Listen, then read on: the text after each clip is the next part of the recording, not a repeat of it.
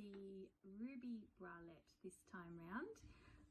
This one is a 2-part cup set into a wider band, and there are 2 band length options. This is the longer length, and it is designed to be able to be used with a wide stretch galloon lace, or you can make it up in a stretch fabric like I have here in this gorgeous Lady McElroy knit. This one's suitable for smaller bust and for a larger bust because we have got the 2-part cup and it is set into a band. So if you're D, double D, even an E cup, this bralette would work for you. Just for a size example, I am a 12C to D and I cut the small band with the medium cup. So we're going to go ahead and do our sew along so that you guys can get an idea of how this project comes together. So I've cut out my pieces. It's a PDF pattern. I always like to trace them out onto Vilene, which I've got somewhere, just because you might want to grade between sizes or make it for somebody else, so it's good to keep your original pattern intact. So I have cut the small band and the medium cups, and our first step is to sew our center cup seam. So place your center cup and your side cup right sides together, and we're going to sew along those curved seams. So that's your center cup seam. It's a 6mm seam allowance. I usually just use a small zigzag to stitch them together. You can use your overlocker if you like. I don't usually use my overlocker a lot when I'm sewing lingerie just because it adds a little bit of extra bulk, but totally up to you. So that's step 1, sew your center cup seam. Okay, so I've sewn my center cup seams, as you can see there. Got 2. You'll need to do that for your lining as well.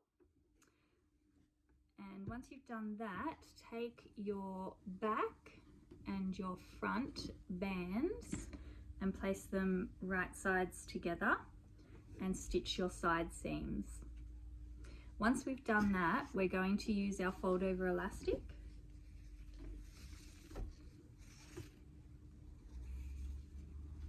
And we're going to bind the sides of your cups. So both sides of each cup. So if you haven't used fold over elastic before, it's really easy to use, but you might need to practice a little bit before you start sewing it onto your actual garment. So maybe just grab a scrap of fabric and try applying a little piece. So I always sew both sides at the same time. A lot of people sew the back and then sew the front, but I just find it works easier for me to sew them both at the same time. Everyone's different. I use a 2.5 to 3mm straight stitch, which gives you just the right amount of give. And when you're sewing it on, you want to not stretch it, but just take the tension. So I don't know if you can see, but if that's loose, I just stretch it that much, just so that it doesn't go bobbly when you sew it on. Yeah, just take the tension off it a little bit. Okay, so just recap, sew your side seams and then bind the sides of your cups. Okay, so now we've got our 2 cups with our bound edges. I should have said before, I'm not lining this one just because this Art Gallery fabric knit is so soft and I just want it to be a really lightweight bralette. But if you are lining your bralette, you will need to sandwich the 2 cups together, your lining and your outer fabric, with your seams facing. And when you bind your edges, you'll need to catch both fabrics. I hope that makes sense. Okay, so now moving on, we are going to bind the edges of our bottom band. So you will need to bind this little front bridge area, which sits in between the 2 cups. And then all the way from this edge where the cup inserts all the way around the back to the other side. So bind that whole top of the bottom band. Does that make sense? The top of the bottom band. Okay, I'll do that and I'll come back to you.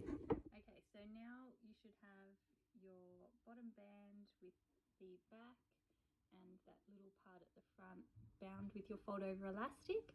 Now it's time to insert the cups. So take your cups and pin them in place.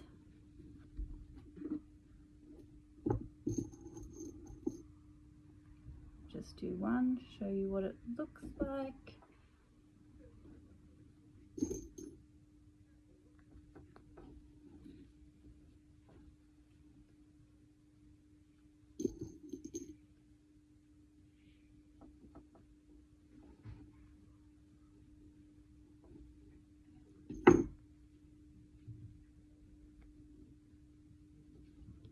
Okay, so pin your cup in place and repeat for the other side and then stitch those in place.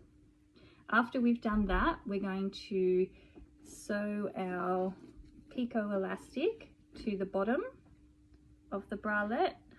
So you'll basically just turn that up and zigzag your picot to the bottom like so. I like to give that a bit of stretch when I'm sewing it on so that it makes your bottom band quite firm around your rib cage. It really depends how you like the fit. If you want it to be nice and loose and comfy, maybe don't stretch it as much. You can always measure your elastic first and pin it on. That way you know you've got the right elastic measurement. So if you're doing that, you would measure it on yourself. Sew your elastic closed and then pin at your side seams and then at your front and center back points so that you've got the same amount of stretch when you're sewing it on all the way around. I just cheat a little bit and pull it as I go. Okay, so I'll do that and I will come back to you. Okay, so now it's starting to come together. There we go. So we've got our picot on the bottom and we are ready to put our straps on. So take your piece of strapping and cut it in half. And then you'll need two shorter pieces of about 5 or 6 centimeters that your rings will go onto. Where are my rings?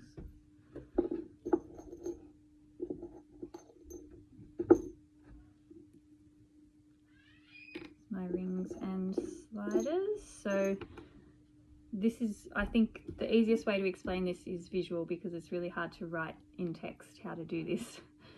So thread your ring onto each short piece. Oh gosh, where's my other one? And then pin those in place. So you might want to try on your bralette and make sure where the best positioning is for them. So you'll pin those in place. I'm just going to guess.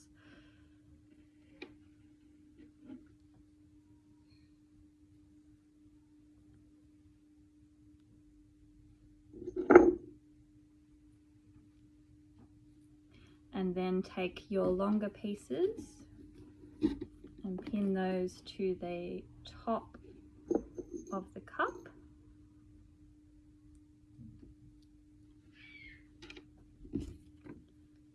One piece to each cup, obviously.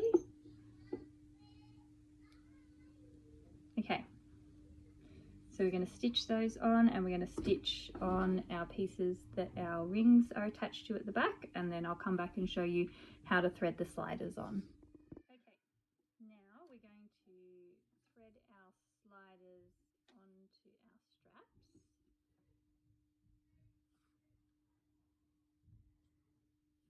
Like so. Then you go from the right side of your fabric through the ring towards the inside. Bring it back up to the slider.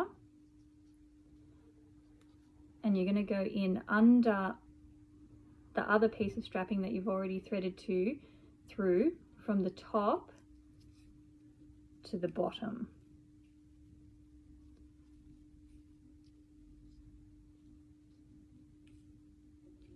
So you end up with that. And then you'll go to your machine and stitch that little end bit down to the piece that it lands on.